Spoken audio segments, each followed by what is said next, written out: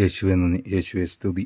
പ്രിയ മാതാപിതാക്കളെ, സഹോദരി സഹോദരന്മാരെ, ഇന്ന് നമ്മൾ കേൾക്കുന്ന വചനഭാഗം ഉൽപ്പത്തി പുസ്തകം അധ്യായം 26. ഇസഹാക്കും അബിമേലെക്കും. അബ്രാഹത്തിൻ്റെ കാലത്തുണ്ടായതിനു പുറമെ മറ്റൊരു ക്ഷാമം കൂടി ആ നാട്ടിലുണ്ടായി. ഇസഹാക്ക് ഗരാറിൽ ഫിലിസ്തീയരുടെ രാജാവായ അബിമേലെക്കിൻ്റെ അടുത്തേക്ക് പോയി. കർത്താവ് പ്രത്യക്ഷപ്പെട്ട് അവനോട് പറഞ്ഞു, ഈജിപ്തിലേക്ക് പോകരുത്. ഞാൻ പറയുന്ന നാട്ടിൽ പാർക്കുക, ഈ നാട്ടിൽ തന്നെ കഴിഞ്ഞുകൂടുക. ഞാൻ നിന്റെ കൂടെ ഉണ്ടായിരിക്കും. നിന്നെ ഞാൻ അനുഗ്രഹിക്കുകയും ചെയ്യും. നിനക്കും നിന്റെ പിൻതലമുറക്കാർക്കും ഈ പ്രദേശമെല്ലാം ഞാൻ തരും. നിന്റെ പിതാവായ അബ്രാഹത്തോട് ചെയ്ത വാഗ്ദാനം ഞാൻ നിറവേറ്റും. ആകാശത്തിലെ നക്ഷത്രങ്ങൾ പോലെ നിന്റെ സന്തതികളെ ഞാൻ വർദ്ധിപ്പിക്കും. ഈ ദേശമെല്ലാം അവർക്ക് ഞാൻ നൽകും. നിന്റെ സന്തതികളിലൂടെ ഭൂമിയിലെ ജനതകളെല്ലാം അനുഗ്രഹിക്കപ്പെടും. കാരണം അബ്രാഹം എൻ്റെ സ്വരം കേൾക്കുകയും എൻ്റെ നിർദ്ദേശങ്ങളും കൽപ്പനകളും പ്രമാണങ്ങളും നിയമങ്ങളും പാലിക്കുകയും ചെയ്തു. ഇസഹാക്ക് ഗരാറിൽ തന്നെ താമസിച്ചു. അന്നാട്ടുകാർ അവൻ്റെ ഭാര്യയെക്കുറിച്ച് ചോദിച്ചപ്പോൾ അവൾ എൻ്റെ സഹോദരിയാണ് എന്ന് അവൻ പറഞ്ഞു. അവൾ ഭാര്യയാണെന്ന് പറയാൻ അവന് പേടിയായിരുന്നു, കാരണം അവൾ അഴകുള്ളവളായിരുന്നതുകൊണ്ട്. റബേക്കായ്ക്ക് വേണ്ടി നാട്ടുകാർ തന്നെ കൊല്ലുമെന്ന് അവൻ വിചാരിച്ചു. അവൻ അവിടെ പാർപ്പു തുടങ്ങി. ഏറെ നാളുകൾക്ക് ശേഷം ഒരു ദിവസം ഫിലിസ്തീയരുടെ രാജാവായ അബിമേലെക്ക് ജനാലയിലൂടെ നോക്കിയപ്പോൾ ഇസഹാക്ക് ഭാര്യ റബേക്കായെ ആലിംഗനം ചെയ്യുന്നത് കണ്ടു. അബിമേലെക്ക് ഇസഹാക്കിനെ വിളിച്ച് ചോദിച്ചു, അവൾ നിന്റെ ഭാര്യയാണല്ലോ, പിന്നെ എന്താണ് സഹോദരിയാണ് എന്ന് പറഞ്ഞത്? അവൻ മറുപടി പറഞ്ഞു, അവൾ മൂലം മരിക്കേണ്ടി വന്നെങ്കിലോ എന്നോർത്താണ് ഞാൻ അങ്ങനെ പറഞ്ഞത്.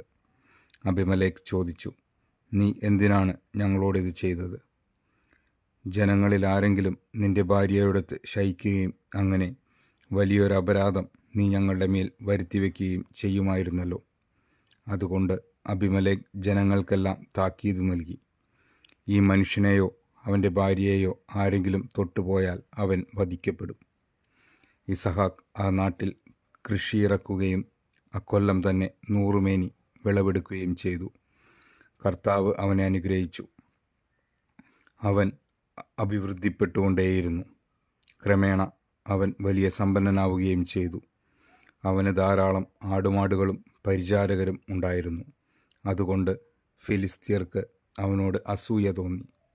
അവൻ്റെ പിതാവായ അബ്രാഹത്തിൻ്റെ വേലക്കാർക്ക് കുഴിച്ച കിണറുകളെല്ലാം ഫിലിസ്തീയർ മണ്ണിട്ട് മൂടി. അബിമേലെക്ക് ഇസഹാക്കിനോട് പറഞ്ഞു, ഞങ്ങളെ വിട്ടു പോവുക, നീ ഞങ്ങളെക്കാൾ കൂടുതൽ ശക്തനായിരിക്കുന്നു. ഇസഹാക്ക് അവിടെ നിന്ന് പുറപ്പെട്ട് ഗരാറിൻ്റെ താഴ്വരയിൽ കൂടാരമടിച്ചു. തൻ്റെ പിതാവായ അബ്രാഹത്തിൻ്റെ കാലത്ത് കുഴിച്ചതും അവൻ്റെ മരണശേഷം ഫിലിസ്തീയർ നികത്തിക്കളഞ്ഞതുമായ കിണറുകളെല്ലാം ഇസഹാക്ക് വീണ്ടും കുഴിച്ചു.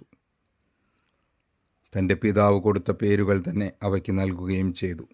താഴ്വരയിൽ കിണർ കുഴിച്ചുകൊണ്ടിരിക്കെ ഇസഹാക്കിൻ്റെ വേലക്കാർ ഒരു നീരുറവ കണ്ടെത്തി.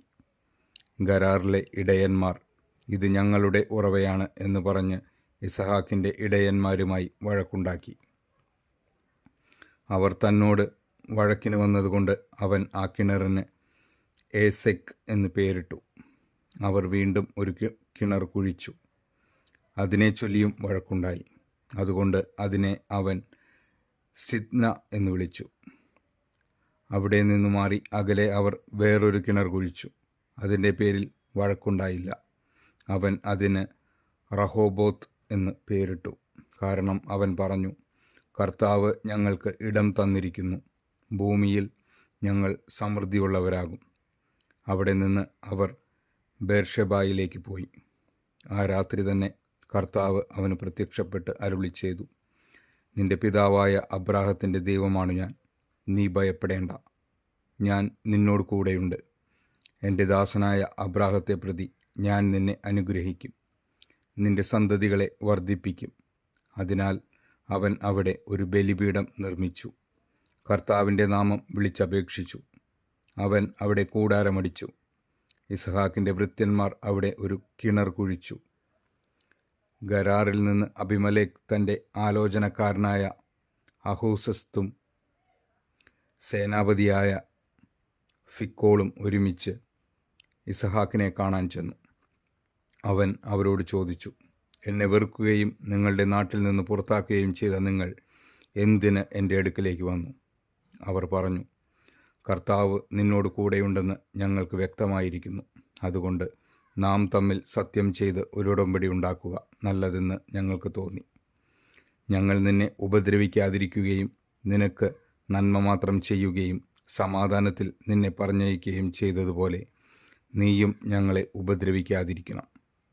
നീ ഇപ്പോൾ കർത്താവിനാൽ അനുഗ്രഹീതനാണ്. അവൻ അവർക്കൊരു വിരുന്നൊരുക്കി. അവർ തിന്നുകയും കുടിക്കുകയും ചെയ്തു. രാവിലെ അവർ എഴുന്നേറ്റ് അന്യോന്യം സത്യം ചെയ്തു. ഇസഹാക്ക് അവരെ യാത്രയാക്കി. അവർ സമാധാനത്തോടെ അവനെ വിട്ടുപോയി. അന്നു തന്നെ ഇസഹാക്കിൻ്റെ വേലക്കാർ വന്ന് തങ്ങൾ കുഴിച്ചുകൊണ്ടിരിക്കുന്ന കിണറ്റിൽ വെള്ളം കണ്ടെന്ന് അവനെ അറിയിച്ചു. അവൻ അതിന് ഷെബ എന്ന് പേരിട്ടു. അതിനാൽ ഇന്നും ആ പട്ടണത്തിന് ബേർഷെബ എന്നാണ് പേര്. 40 വയസ്സായപ്പോൾ ഏസാവ് ഹിത്യനായ ബേരിയുടെ പുത്രി യൂദിത്തിനെയും ഹിത്യനായ ഏലോണിൻ്റെ പുത്രി ബാസ്മത്തിനെയും വിവാഹം ചെയ്തു. അവർ ഇസഹാക്കിൻ്റെയും റബേക്കയുടെയും ജീവിതം ദുഃഖപൂർണമാക്കി. നമ്മുടെ കർത്താവായ ദൈവത്തിന് സ്തുതി. ഈ തിരുവചനം നമ്മുടെ ജീവിതത്തിൽ സന്തോഷവും സമാധാനവും ഐശ്വര്യവും കൊണ്ടുവരട്ടെ. ആമേൻ.